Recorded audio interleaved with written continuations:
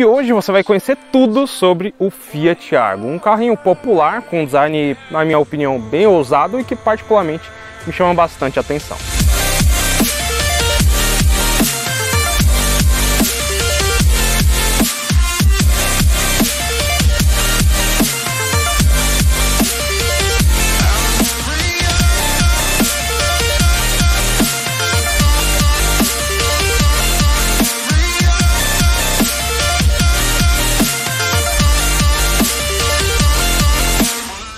Fala escuderia, tudo bem com vocês? Eu espero que sim, e hoje vocês vão conhecer tudo sobre versões, sobre preços do Fiat Argo. Inclusive, nós vamos evidentemente fazer um test drive, eu vou comentar mais sobre o carro para você.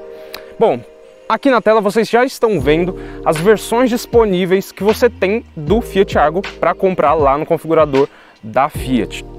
Aqui nós estamos com a versão Drive, ela é acima da de entrada, que nem tem uma denominação, é uma 1.0 base mesmo. E nesse configurador da Fiat, se você adicionar essa cor cinza Silverstone, você já acrescenta um valor aí acima do valor base do carro, tá? A preta, a cor preta, não tem nenhum custo adicional. Esse carro aqui tá saindo R$ 71.339. O preço dessa cor, se eu não me engano, hoje é de R$ 1.859, mas eu vou deixar aqui o valor certinho para vocês, para não ter perigo de passar a informação errada. Aqui nós temos chave canivete com algumas funções integradas. E falando dos faróis, todas as lâmpadas são halógenas, baixo, farol alto e seta também. Se você quiser o seu Argo com o Argo Drive com farol de neblina, você já vai acrescentar mais um valor aí, bota na conta. Bom, e falando de motorização, aqui nós temos o famoso Firefly, motor 1.0 de 3 cilindros, flex. Ele utiliza corrente de comando e não utiliza correia dentada.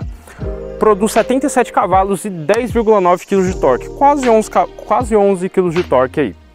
Somando tudo isso, ele consegue fazer um 0 a 100 na casa ali dos 13 segundos com a velocidade máxima de 162 km por hora. Esse carro aqui ele pesa 1.077 kg e tem uma transmissão manual de 5 velocidades.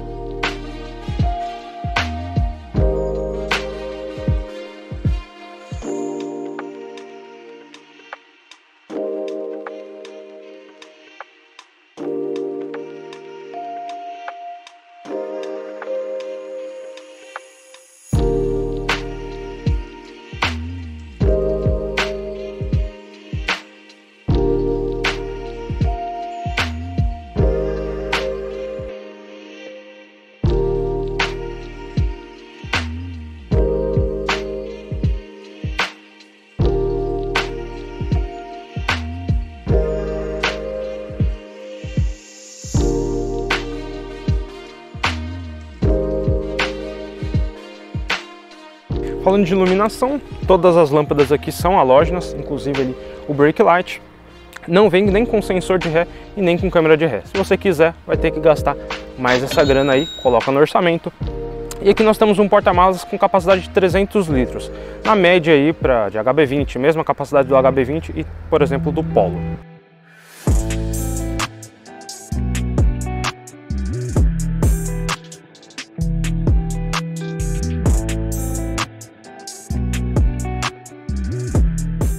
Bom, espaço para as pernas, para pessoas que têm 1,77 m, assim como eu, com banco regulado para mim, veja que sobra bastante espaço, um ponto bem positivo. Outro ponto positivo é que lá atrás nós temos uma saída USB, que inclusive é iluminada, e o mais interessante, ela também consegue jogar o Android Auto, ela consegue fazer interações com a central, difícil ver isso, tá? Principalmente em carros populares. E o apoio de cabeça do tipo vírgula, né, que você consegue regular para a altura da sua cabeça, né? Bom, vamos falar agora aqui da parte da frente, airbag duplo. Começando aqui pela minha direita, nós temos esse porta-luvas que tem um tamanho bem interessante e ponto bacana, é iluminado. Passando aqui para o centro, nós temos essa central multimídia, inclusive a experiência sonora aqui desse carro é muito interessante, tá? O som dele de fábrica já é muito bacana. Essa central multimídia aqui, ela é sensível ao toque, ela tem funções interessantes como a de apagar a central, né, deixar ela preta, mas deixando rolando ali a música de fundo. Você tem o botão de mudo, abaixo você tem a função de volume, né, e de ligar e desligar a multimídia, áudio para a gente configurar, né, o equalizador, né, a distribuição do som aqui dentro. Nós temos o ajuste de volume, que o que acontece? A gente tem 3 níveis, né? Conforme você vai andando com o carro, o barulho de rolagem, né, e também de vento vai aumentando consequentemente. Então, quando você deixa aqui no 3, ele fica mais sensível. Conforme você aumenta a velocidade, ele aumenta o volume também. Conforme você abaixa o volume, conforme você abaixa a velocidade, ele abaixa o volume sozinho para você também. Vou deixar aqui no modo off. Nós temos o loudness, que é basicamente para corrigir, e nós temos o loudness, que é basicamente para aperfeiçoar um pouco os graves. Na parte de configuração, nós temos várias configurações, por exemplo, do display, o que o carro tem que fazer quando você desligar o veículo, a parte de iluminação, a parte de portas e travas, né? Quando você trancar, você quer que as luzes, né, piscam ou a buzina acabe tocando. Então tudo isso você configura por aqui. Nós temos a parte de trip também, que mostra a autonomia, trip A e trip B. E aqui no centro nós temos na aba, né, e o Connect, nós temos uma forma de desenhar aqui, distribuir esses ícones aqui embaixo de uma maneira da sua preferência, tá? Então eu posso clicar aqui em rádio e arrastar, ele muda aqui, ele vem para o lugar onde eu soltar ele. Descendo aqui, nós temos essas saídas de ar que são bem interessantes, porque ela tem essa no centro que dá para você direcionar lá atrás.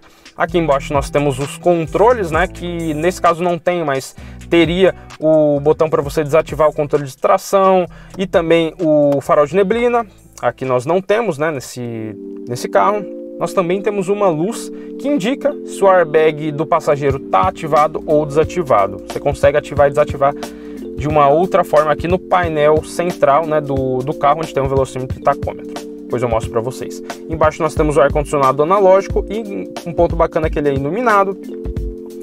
Embaixo nós temos a entrada de auxiliar e também USB e 2 porta-copos com um pequeno porta-objetos aqui na frente do câmbio. Atrás do câmbio e embaixo do freio de mão nós temos uma portinha 12 volts e um material emborrachado aqui que você pode deixar algum objeto, ele não vai rolar, né? Ele vai ficar grudadinho aqui.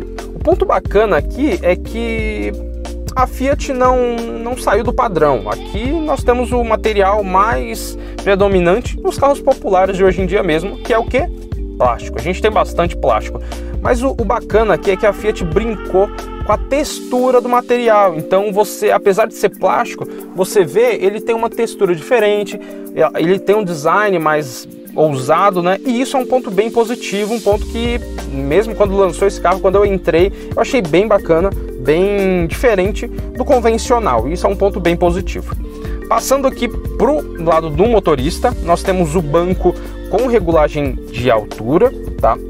É um banco bem confortável, porém ele deixa a desejar na questão das abas laterais, tá? Se você pegar uma estradinha um pouco mais de curva, talvez você acabe se sentindo um pouco cansado, porque você precisa compensar um pouco do peso do corpo. Ponto bacana também é que a Fiat utilizou bastante, né? Ela soube aproveitar o espaço interno do carro. Como vocês observaram, né? Tem um espaço excelente ali para trás. E aqui na frente nós temos, por exemplo, um porta-objetos aqui do lado esquerdo do volante, que é uma prova de que ela estudou o interior do carro para fazer uma coisa mais elaborada e mais usável. Aqui nós temos a saída de ar-condicionado também muito boa, que sai na altura das mãos aqui. O volante ele é multifuncional. Nós temos aqui do lado esquerdo os controles para mexer ali no painel central do carro. E temos os acessos à telefonia, né? Bluetooth, o fazer ligação ou encerrar chamadas também com a função de comandos de voz. Atrás do volante nós temos controles, tá? Como se fossem pedal shifts, mas ele tem a função de aumentar, diminuir volume, passar de música, inclusive de fazer mudanças, por exemplo, quando você está na rádio, de trocar de rádio. E aqui bem no centro do painel nós temos 7 menus. Vamos lá. Nesse primeiro nós temos o velocímetro, e se eu apertar para o lado eu tenho o speed limit, né, que é o limitador de velocidade. A velocidade que eu configurar aqui não vai ser, por exemplo, configurei 100 km por hora, significa que quando eu chegar em 100 por hora, mesmo acelerando, ele não vai passar dessa velocidade? Não, ele vai passar, porém ele vai ter um aviso sonoro que você passou dessa velocidade que você mesmo determinou. Embaixo nós temos a parte de economia, onde mostra a autonomia do carro Trip A e Trip B. Embaixo nós temos as informações do veículo, também temos temperatura de óleo, a tensão da bateria e as horas de motor ativo, né? A parte de áudio, né? Se você tiver com Bluetooth aqui, você vê as informações aqui. As mensagens, né? Se tiver alguma coisa que o carro queira te falar, algum tipo de informação, vai aparecer aqui. Configurações da tela. Aqui você configura essas informações da tela, por exemplo, ali em cima nós temos a autonomia, do lado direito nós temos o horário. Isso eu posso configurar a meu gosto, tá? Então, por exemplo, pessoa que pega muita estrada, pode colocar ali a autonomia, né? Que aí a pessoa, né, sabe quanto tempo ela tem ainda para abastecer, e horário e etc. Você consegue configurar da forma que você acha melhor. Essa parte de configuração de tela, ela só é permitida ter acesso quando o carro está 100% parado. A partir do momento que você se move, essa tela não tem mais como você acessar. Embaixo nós temos as configurações do veículo, onde também ele limita se você tiver com o carro em movimento. Display são as informações que você quer ver aqui na tela. A segurança é onde você desativa o airbag do passageiro. Segurança e assistência é a altura do volume, né? Por exemplo, lembra que eu falei do limite de velocidade que você determina? É aqui onde você vai colocar a altura que você quer que tenha o barulho. Embaixo nós temos as luzes, né? Basicamente é para aumentar ou diminuir a luminosidade do painel. A direção, ela é elétrica, muito confortável, ela é hiper leve, e conforme você aumenta a velocidade ela vai ficando mais pesada. E você também consegue configurar a altura do volante, porém você não consegue regular a profundidade do mesmo. Mas agora chegou a hora da gente fazer o nosso famoso test drive e eu contar algo a mais sobre esse carro aqui para você. Bora!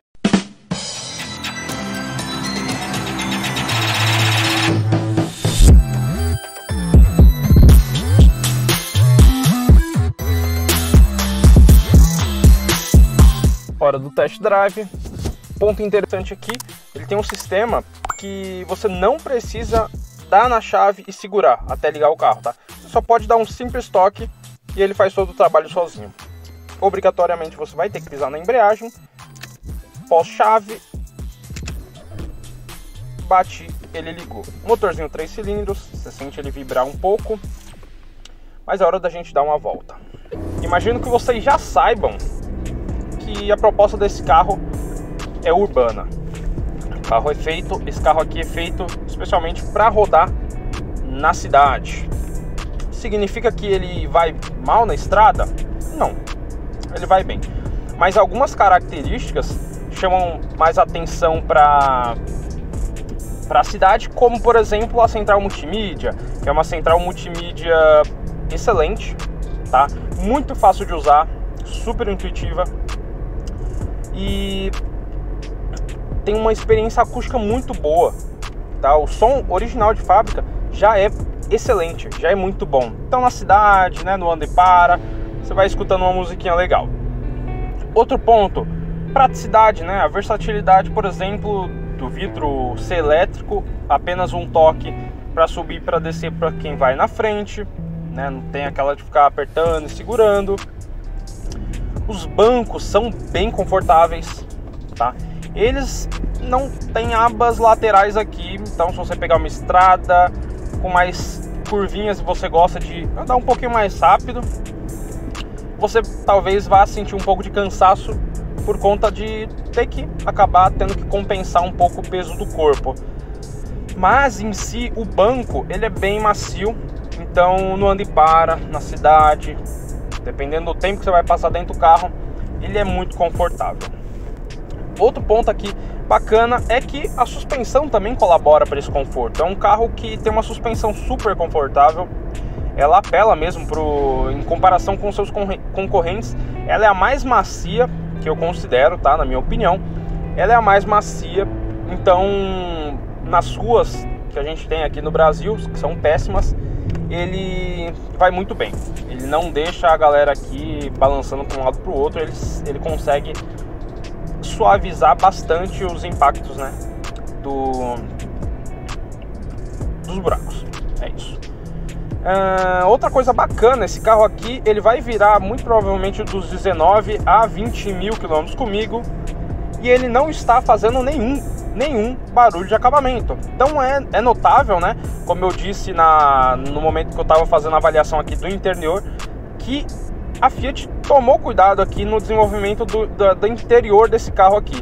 Ela continua usando plástico como os seus concorrentes?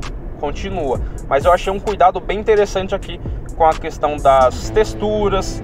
Não vejo rebarba, não vejo... Tem carro até da Volkswagen, já peguei carro que tinha ponta solta aqui, se você batesse poderia se machucar. Aqui não, a gente encontra tudo encaixado certinho, e isso se reflete também no uso do carro. Por exemplo, conforme você vai rodando com o carro nessas ruas horríveis, o carro vai torcendo um pouco aqui, um pouco ali, e aí que começa a surgir os barulhos de acabamento, principalmente quando o carro tem bastante plástico. E aqui, surpresa bem positiva, não tem nenhum barulho de acabamento. Tem umas ruas que eu passo, uma delas é a minha própria rua, que é péssima, e foi bem tranquilo em questão de conforto e em questão de conforto acústico também, porque não tem barulho no seu ouvido. Por outro lado, é muito comum hoje em dia a gente ter os motores 3 cilindros, né? E a característica desse motor mesmo é vibrar um pouco mais. E acaba que essa vibração do motor acaba passando um pouco para a cabine.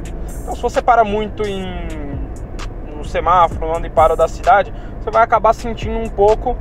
Não chegou a me incomodar, mas existe, tá? É notável, principalmente na partida mesmo, você sente o carro vibrar todo na primeira partida, mas não me incomodou particularmente.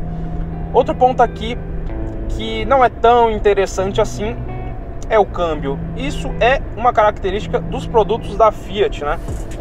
Até os antigos mesmo, ele tem um câmbio mais borrachudo, com engates mais longos. O percurso que você faz entre uma marcha e outra é longo, tá? Então é diferente, por exemplo, quando você pega os produtos da Hyundai, por exemplo, HB20, como por exemplo um Gol mesmo, um Ford Ka, você nota um engate mais preciso, mais firme e mais curto, né?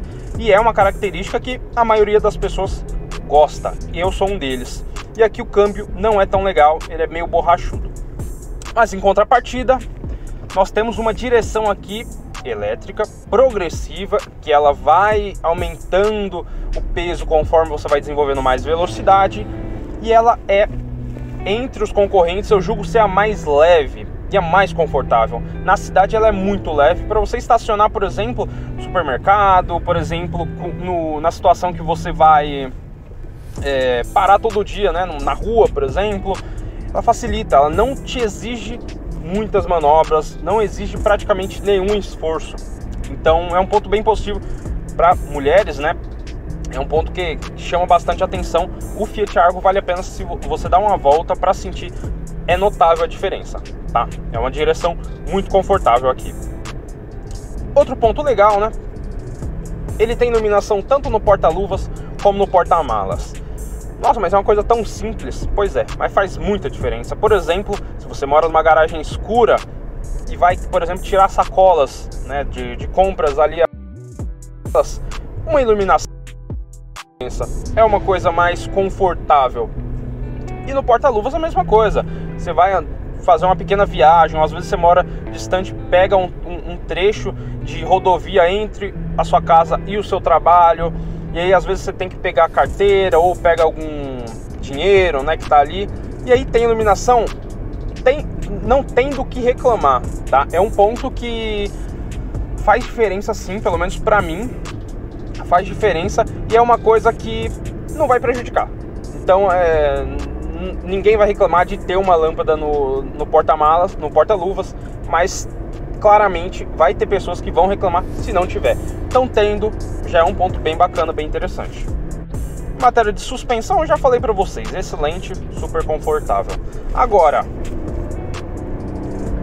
aceleração, retomada. Ouvi muitos, eu já andei algumas vezes já de Argo, mas nunca trouxe avaliação aqui para o canal. Mas é um carro que eu já estou bastante familiarizado. Sempre escutei muita gente falando que ele não tem um desempenho tão interessante.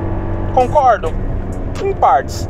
Mas é um carro 1.0 e eu imagino que quem vai pegar esse carro geralmente vai andar sozinho, vai fazer trajeto de casa, não vai ser uma pessoa que vai pegar uma estrada longa, que vai viajar longos períodos. Então, acho super aceitável o desempenho dele.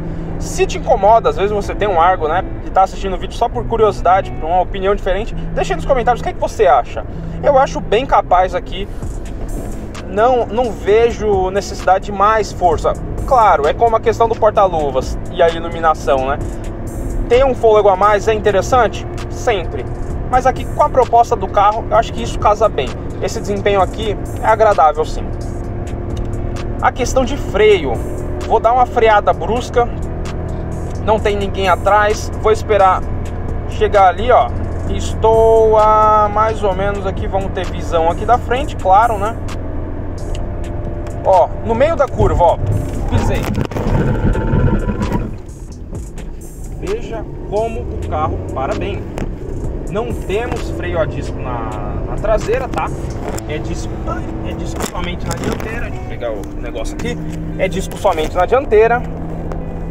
Mas o carro para bem. Vou fazer novamente aqui. Não tem ninguém. Não, agora tem gente. Eu vou esperar um pouco esvaziar ali. E vou fazer de novo uma tuchada, talvez numa velocidade. Mas freia bem o carro. Freia muito bem o carro. Será que temos aqui uma oportunidade da freada perfeita? Vamos lá, acelerei, estou a 100 km por hora. Perfeitamente, freia super bem. Ih, freia bem sim, tá? São competentes os freios. E vamos a um ponto aqui que é muito positivo desse carro, que foi o consumo. O consumo desse carro me agradou muito, tá? Vocês estão vendo aí os dados que eu coletei. E são informações são dados bem bacanas, bem relevantes. Gostei da economia de combustível desse carro. Quem quer economia, muito provavelmente vai se sentir satisfeito comprando o Argo. E se você ainda não conhece o Scuderia Garage, eu te convido aqui a se inscrever no canal, porque toda semana tem conteúdo interessante e relevante aqui para você acompanhar. E todo final de avaliação aqui, para ser o mais imparcial possível, eu passo 2 prós e 2 contras do carro avaliado, né? No caso o Argo. E aqui os 2 prós são conforto, como eu falei para vocês, muito confortável esse carro. E o outro pró é o infotenimento com o computador de bordo, as informações, né? Por quê? Um carro popular de entrada e tem um computador de bordo muito completo. Pô, até temperatura de óleo, tensão de bateria. Isso é raro hoje. Hoje tem carro que não tem nem temperatura de arrefecimento. E aqui não, nós temos várias informações. Então, isso é muito relevante. E a parte de infotenimento, a central, que é super bacana, ela não é lenta, é rápida. Tem a questão de você conseguir acessar o Android Auto e o Apple CarPlay pelas 2 entradas USB, o que é muito difícil de ver, até em carros de categoria acima. Então, a parte de conforto vocês já sabem, e a parte de infotenimento, incluindo a experiência acústica que eu falei, que o som é muito bom mesmo de fábrica, isso agrega bastante valor no Argo. E pontos negativos aqui, lembrando do meu ponto de vista, tá? É a questão da vibração do motor para a cabine, que por ter um motor 3 cilindros acaba sentindo mais do que os motores 4 cilindros mais convencionais. Talvez ter caprichado um pouquinho mais ali na parte de coxins do motor, talvez ajudasse um pouco mais a ter um conforto mais presente, né? Menos vibração, mais conforto. E outro ponto negativo aqui que eu achei é o câmbio. Isso é muito pessoal, mas a maioria não gosta muito dos engates mais longos, né? Você percorrer um longo percurso para engatar uma marcha. Então é um ponto que, se você comparar com os concorrentes, HB20, Ford Ka e tudo mais, eles eles têm um câmbio mais direitinho, mais gostoso de engatar. E aí, curtiu a avaliação do Fiat Argo Drive 1.0? Espero que sim. Se você gostou, deixa o seu like e se inscreve, porque toda semana tem conteúdo interessante e relevante aqui para você acompanhar. Compartilhe o vídeo com o maior número de pessoas possível para ajudar o canal a continuar crescendo. Abraço do Escuderia Garage, te espero no próximo vídeo.